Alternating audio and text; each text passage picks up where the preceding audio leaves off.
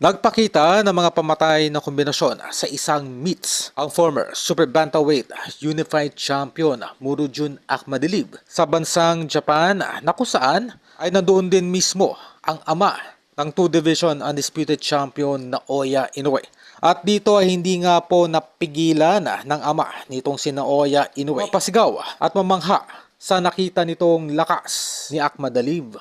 At dali-dali nga pong pinagkaguluhan ng Japanese media itong ama ni Naoya Inoue upang kuna ng pahayag sa labis nitong pagkamangha kay Akhmadaliev. At ayon pa dito sa ama ni Inoue na sa lahat daw ng mga nakalaban nitong si Inoue ay marahil itong si Akhmadaliev na daw ang pinakamalakas na makakalaban ng kanyang anak.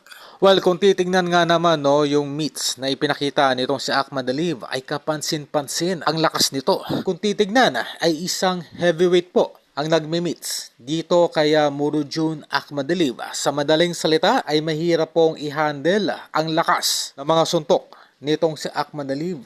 At sa parehong event ay interview rin itong si Akhmadaliev ng Japan media. At ayon pa dito kay Akhmadaliev ay kanya daw pinaghandaan ng maigi kung paano nito ina-knockout si Naoya Inoue. Well, marahil ay batid nitong sa Akhmadaliev na isang knockout lamang ang pag-asa nito upang matalo ang nasabing Hapon.